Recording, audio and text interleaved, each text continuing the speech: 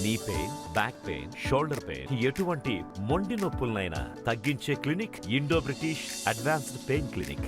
ముందుగా నా ఆహ్వానాన్ని మన్నించి ఇచ్చట దయచేసిన గౌరవ ఎలక్ట్రానిక్ అండ్ ప్రింట్ మీడియా సోదరులకు హృదయపూర్వకంగా నేను నమస్కారాలు తెలియజేస్తా ఉన్నాను.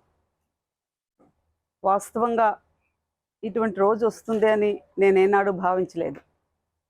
అయితే నేను ఒక నిర్ణయం తీసుకునే ముందు కృపారాణి నాకు దేశానికి పరిచయం చేసిన జిల్లా నా శ్రీకాకుళం జిల్లా.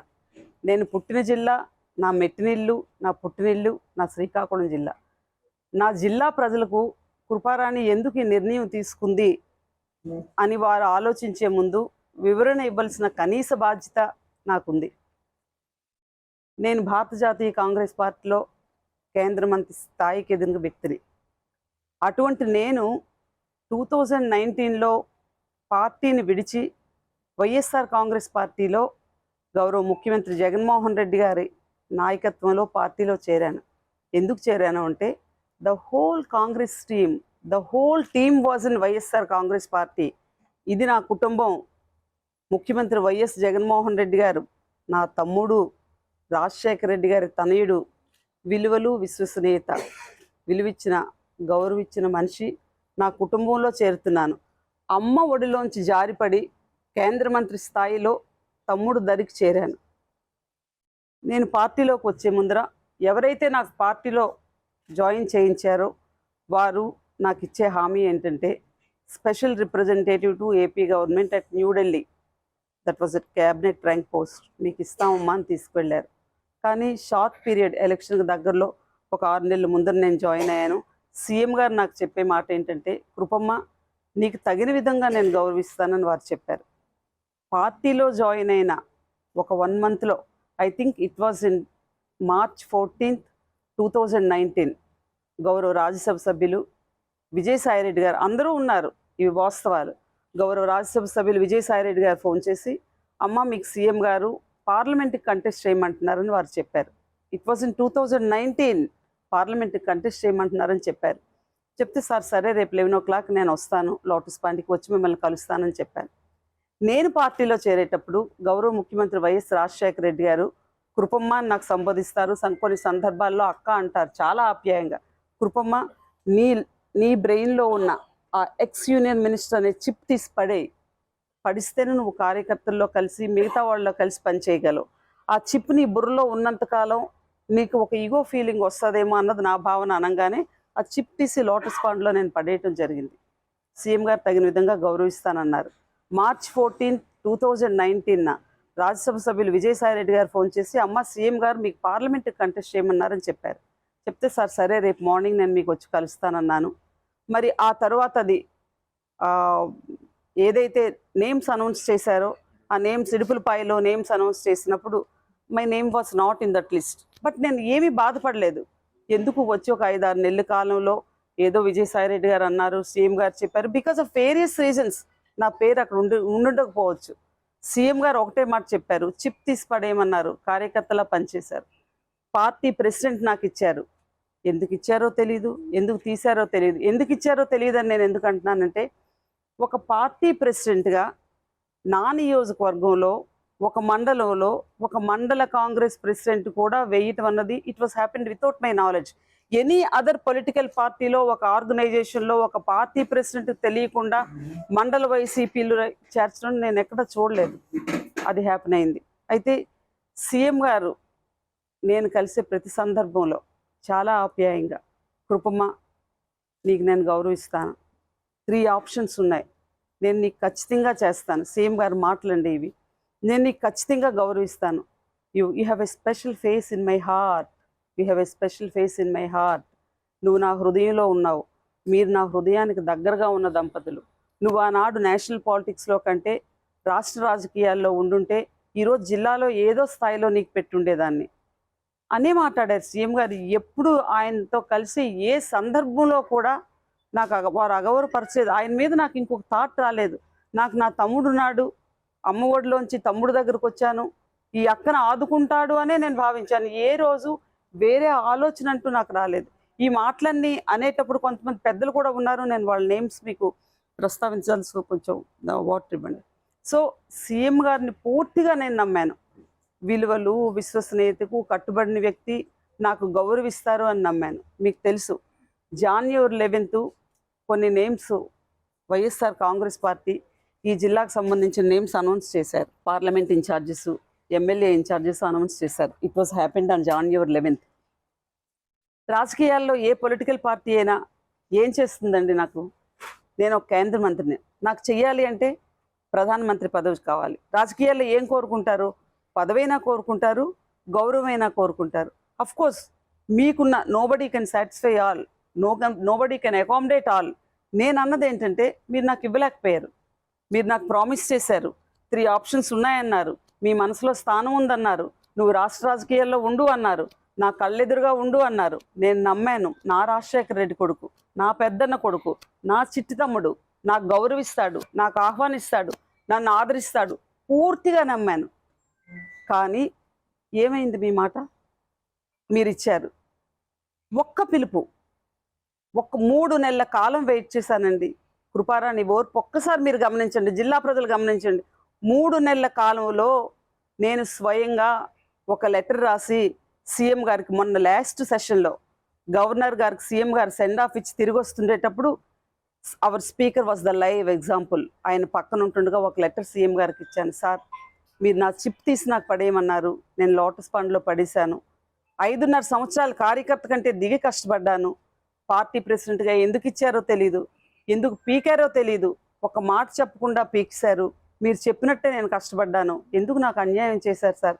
మీతో ఒక 5 minutes నేను మాట్లాడాలి.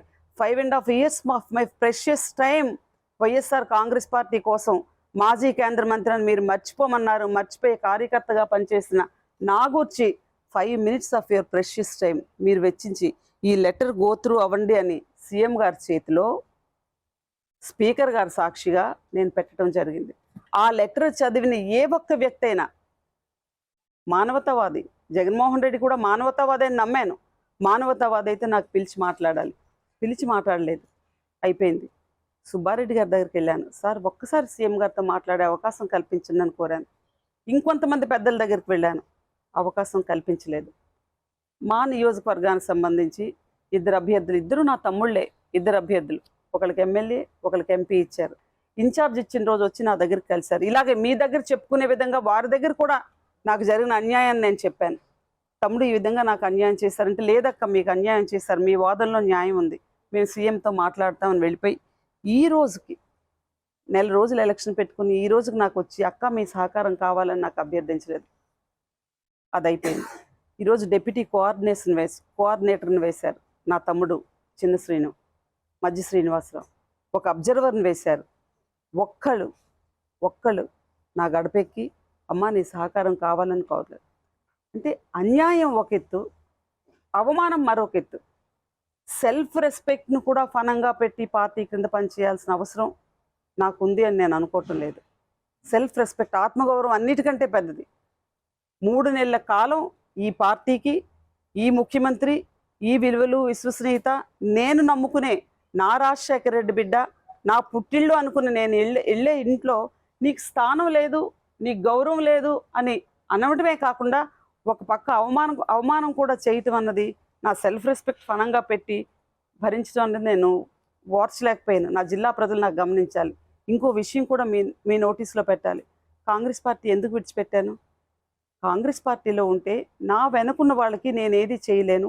ఆదరణ ఉన్న పార్టీ, రాజశేఖర రెడ్డి గారు తనయుడు ముఖ్యమంత్రి కాబోతున్నాడు. ఈ పార్టీలో ఉంటే నా వెనుకున్న వాళ్ళకి నేను ఏదైనా పని చేయగలను అని నేను పార్టీలో చేరాను. టెక్కల్ నియోజకవర్గంలో 4 మండలాల్లో 1600 మంది వాలంటీర్స్, మీ రిపోర్టర్స్, ఎలక్ట్రానిక్ మీడియా మీకు నచ్చిన వ్యక్తి కనుక్కోండి. 1600 వాలంటీర్స్లో ఒక్క వాలంటీర్ ఈ మాజీ కేంద్ర మంత్రి, పార్టీ అధ్యక్షురాలనండి, వైఎస్ఆర్ కాంగ్రెస్ పార్టీ అధ్యక్షురాలుగా ఒక్క వాలంటీర్ని కృపారాణి పెట్టడానికి అవకాశం ఇచ్చారేమో అడగండి. 72 ఎంపీటీసీ సెగ్మెంట్లు, ఒకే ఒక బీఫామ్ విజయసాయిరెడ్డి గారి చేతుల మీదుగా నేను తీసుకుంటే, ఆ B form Tekkali 4th ward Sridhar Reddy అనే వ్యక్తికి ఆ బీఫామ్ నేను ఇస్తే, నా చేతుల మీద వచ్చిన బీఫామ్ అని అక్కడ ఇండిపెండెంట్ అభ్యర్థి శంకర్ అనే ఒక అభ్యర్థిని నిలబెట్టి, ఆ అభ్యర్థి బీరువా గుర్తయితే సీఎం గారి పోస్ట్ వేసి సీఎం గారి బొమ్మతో ఇన్ఛార్జెస్ ఇండిపెండెంట్ గెలవమని తిరిగారు. హైకమాండ్కి ఆధారాలతో ఫొటోస్తో సీఎం గారి బొమ్మ, బీరువా గుర్తు, ఇండిపెండెంట్ అభ్యర్థి గెలిపించమని కోరారు. ఆయన ఓడిపోయాడు. నేను ఎవరైతే నిలబెట్టానో ఆ అభ్యర్థి 230 ఓట్స్తో ఎంపీటీసీగా గెలిచాడు. ఆ ఓడిపోయిన ఆయనకి ఇండిపెండెంట్గా రెబల్ వేసిన అభ్యర్థికి మండలంలో ప్రత్యేక ఆహ్వానితులుగా ఇచ్చారు. కొన్ని వందల ప్లాట్స్ టెక్కల్లో ఇచ్చారు. కృపారాణి చెప్పే ఒక్క వ్యక్తికి కృపారాణి ఈ వ్యక్తికి చెప్పింది ఈ హౌస్ ప్లాట్ ఇద్దామని. పొదువుది ఇళ్ళు ఇచ్చారు. ఈ మనిషికి ఇది ఇద్దామని.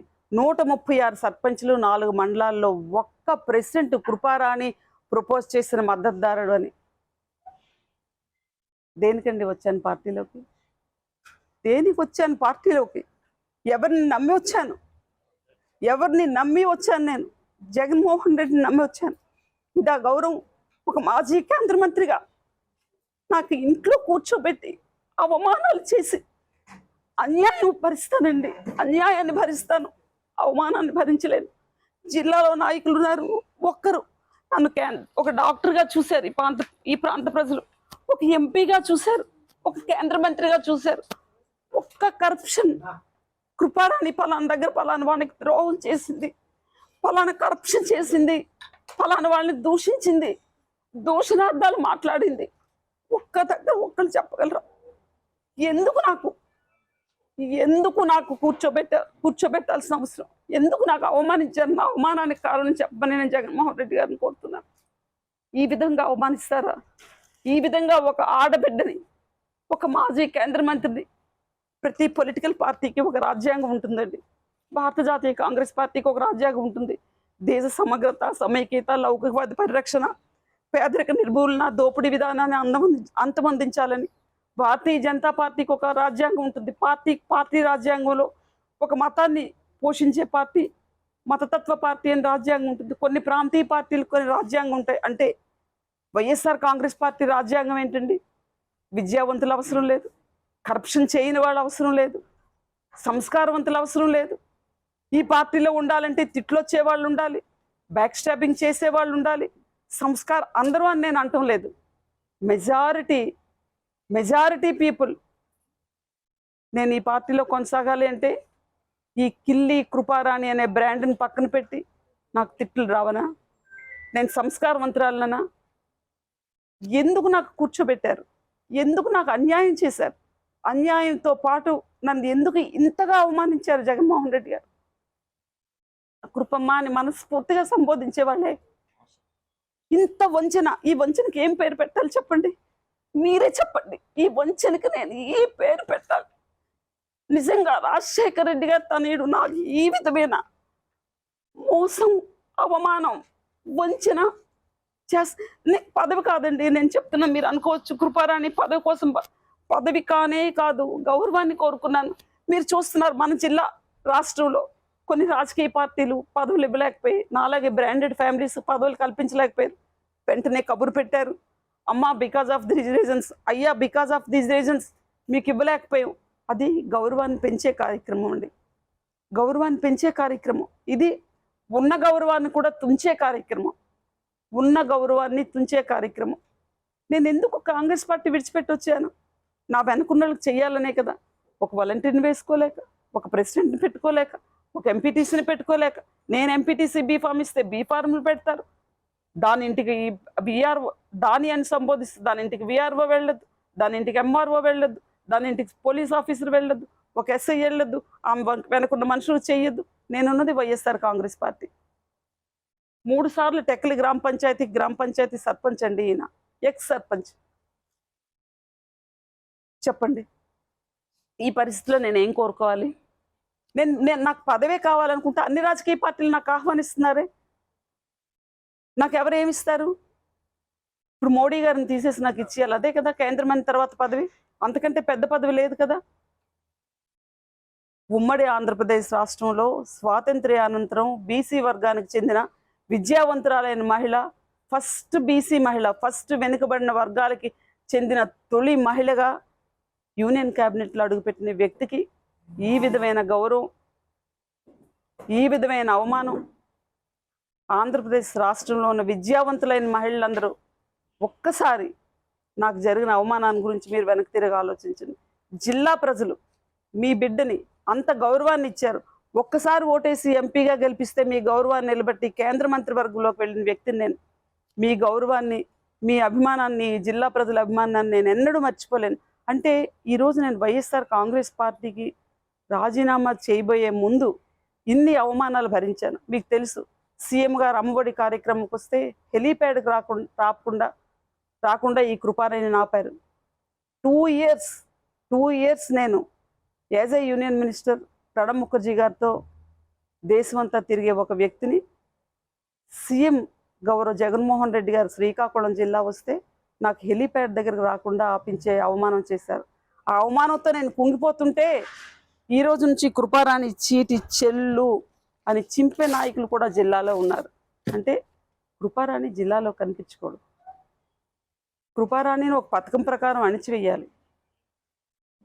నియోజకవర్గంలో కూడా సమవియ్యం సమకయ్యం ఉండాలండి. చాలా అంటే నేను చేసే తప్పుడు నిర్ణయమా ఇప్పుడు అనుకుంటున్నాను. పార్టీ రాజ్యాంగాన్ని చదవకుండా నేను జాయిన్ అయ్యాను. పార్టీ రాజ్యాంగంలో ఈ విధంగా ఉంది, వైఎస్ఆర్ కాంగ్రెస్ పార్టీ రాజ్యాంగం ఈ విధంగా రాశారేమో, దానికి నేను అనర్హురాలను అయ్యాను. అందుకే జగన్మోహన్ రెడ్డి గారు నాకు ఇంత వంచన, ఇంత అన్యాయం నాకు చేశారు. అన్యాయాన్ని భరించాను. ఎందుకంటే మళ్ళీ 1-2 సార్లు చెప్తున్నాను, నోబడీ కెన్ అకామిడేట్ ఆల్. గౌరవ జగన్మోహన్ రెడ్డి గారికి ఆయనకు ఉండాల్సిన ఇబ్బందులు ఉన్నాయేమో, నన్ను అకామిడేట్ చేయలేకపోయారేమో.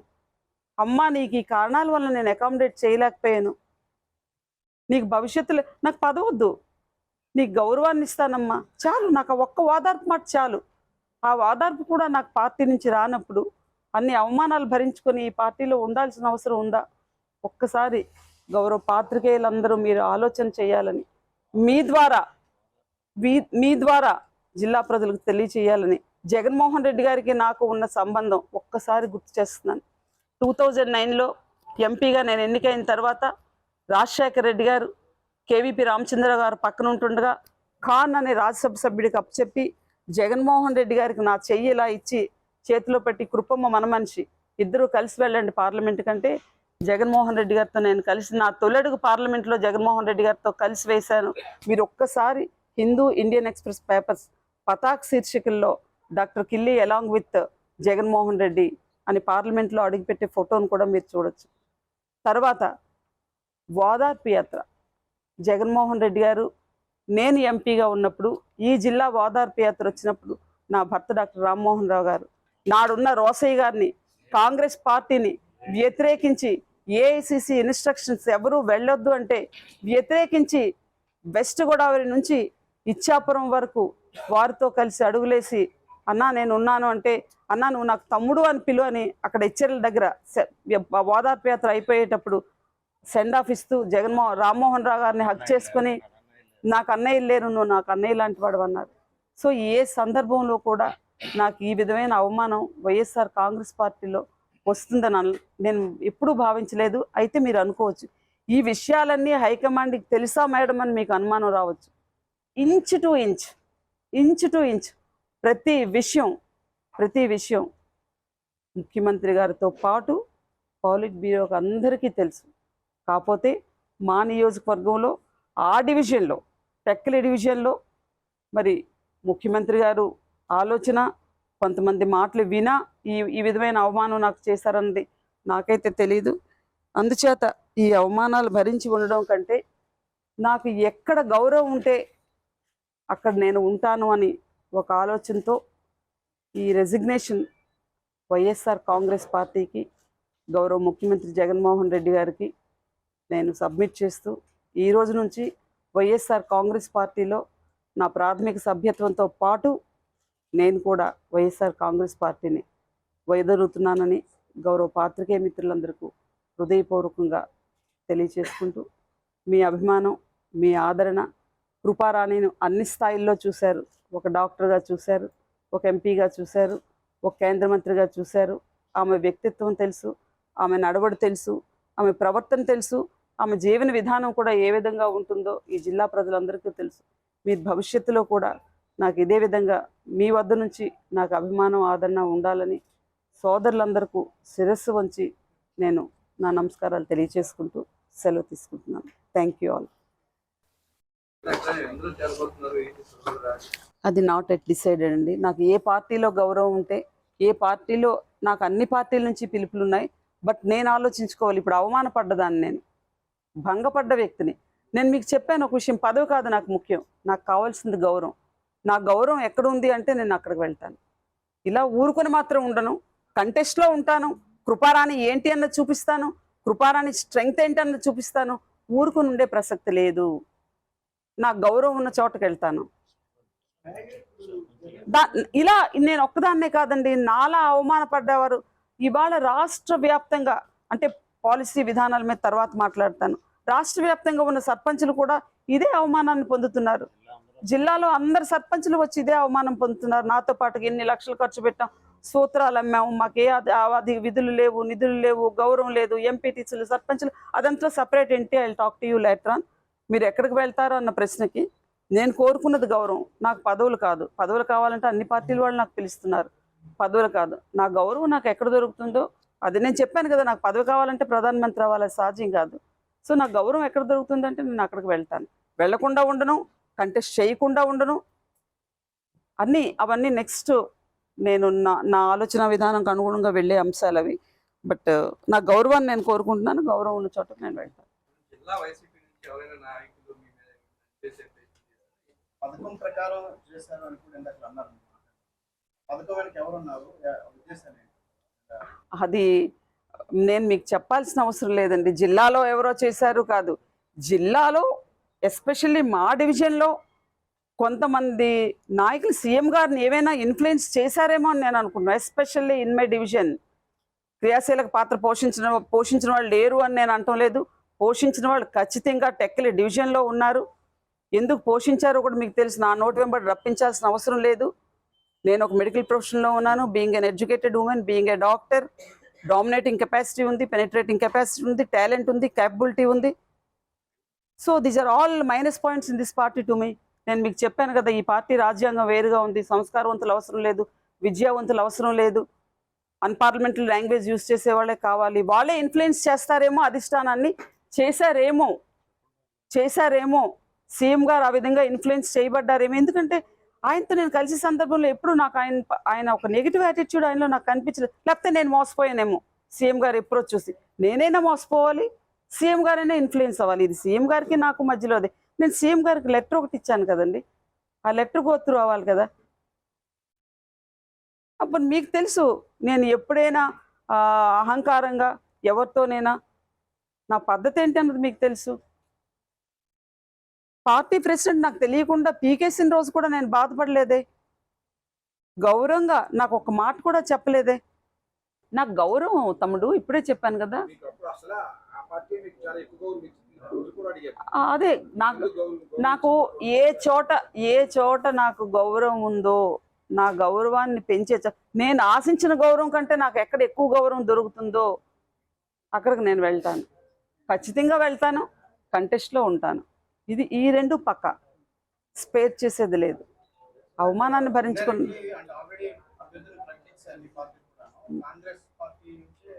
ఏమో మరి ఎందుకు ప్రకటించలేదో, ఎవరి గురించి ఉంచారు, ఎందుకు ప్రకటించలేదు అన్నది కూడా సస్పెన్స్.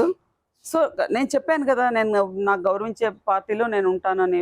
ఉండకుండా చేతులు ముడుచుకొని కూర్చోవలసిన అవసరం లేదండి. వైషుడై నేనేంటి అని చూపించాల్సిన అవసరం కూడా ఉంది కదా.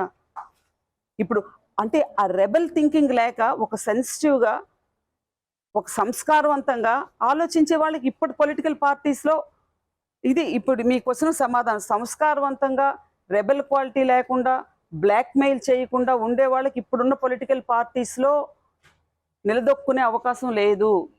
ఇప్పుడు ఎస్పెషల్లీ వైఎస్ఆర్ కాంగ్రెస్ పార్టీలో ఇప్పుడు నేను ఆ రెబల్ యాక్టివిటీతో వెళ్ళకపోతే నా తరాలు నా పిల్లలు ఉన్నారండి, ఏమో వాళ్ళు వస్తానంటారేమో. వాళ్ళకి నేను ఒక ప్లాట్ఫామ్, నేను ఇప్పుడు నాతో ఇది ఎండ్ అయ్యేది కాదు కదా. ఈ రాజకీయం అనేది it's a continuous process. Why should I leave politics? ఎవడో నాకు ఏదో చేశారు, ఎవరో ఇప్పుడు అవమానపరిచారని జిల్లా ప్రజలకు తెలియజేశాను. నా బాధ 3 నెలల నుంచి సిన్స్ 3 months నేను సీఎం గారి పిలుపు కోసం నేను చూశాను. మీరు చెప్పండి, ఒక కేంద్ర మంత్రిగా, ఒక మాజీ కేంద్ర మంత్రిగా సీఎం గారు ఒక 2 minutes అమ్మ నీకు అకామిడేట్ చేయలేకపోయాను, నీకు గౌరవిస్తానన్నాను, గౌరవించలేకపోయాను. 2019లో ఎంపీ టికెట్ ఇస్తానని విజయసాయి రెడ్డి చెప్పారు, చేయలేకపోయాను. ఎప్పుడు కలిసినా 3 ఆప్షన్స్ ఉన్నాయి కృపమ్మ, 3 ఆప్షన్స్ ఉన్నాయి కృపమ్మ, నీకు చేస్తాను అన్నాను. You have a special face in my heart అన్నాను, చేయలేకపోయాను కృపమ్మ, కొంచెం ఓపిక పట్టు అనడానికి నేను అర్హురాలను కాదు అన్నప్పుడు ఇన్ని అబద్ధాలు ఆడతారని ఈ నాయకత్వానికి జై కొట్టుకొని ఉండాల్సిన అవసరం నాకు లేదు. గౌతంలో 5 సంవత్సరాలు జై కొట్టినందుకు కూడా బాధపడుతున్నాను, నిజంగా బాధపడుతున్నాను. అవమానించబడ్డాను, వంచబడ్డాను. సెలవు తీసుకుంటున్నాను. మేడం కాంగ్రెస్ సంప్రదించారా? కాంగ్రెస్, బీజేపీ, టీడీపీ, మల్లికార్జున్ ఖార్గే గారి దగ్గర నుంచి రాహుల్ గాంధీ గారి దగ్గర నుంచి క్రింది స్థాయి వరకు కాంగ్రెస్లో సిన్స్ 3 months లిస్ట్ అనౌన్స్ అయిన ద వెరీ నెక్స్ట్ డే. కానీ నేను ఆలోచన చేయలేదు నాన్న, నేను చేయలేదు. ఇచ్చాపురం నుంచి వచ్చేటప్పుడు షర్మిల వస్తానని ఫోన్ చేశారు, కానీ నేను ఆ దిశగా ఆలోచించలేదు. నాకు నా తమ్ముడున్నాడు, నా జగన్మోహన్ రెడ్డి నాకున్నాడు, నాకు ఖచ్చితంగా గౌరవిస్తాడు. అఫ్ కోర్స్ టికెట్లు రాకపోని, టికెట్ ఒకటే కాదు కదా, this is not only the ultimate in politics. Respect, ఆ రెస్పెక్ట్ లేదు. రెస్పెక్ట్ కోసం నేను బాధపడుతున్నాను.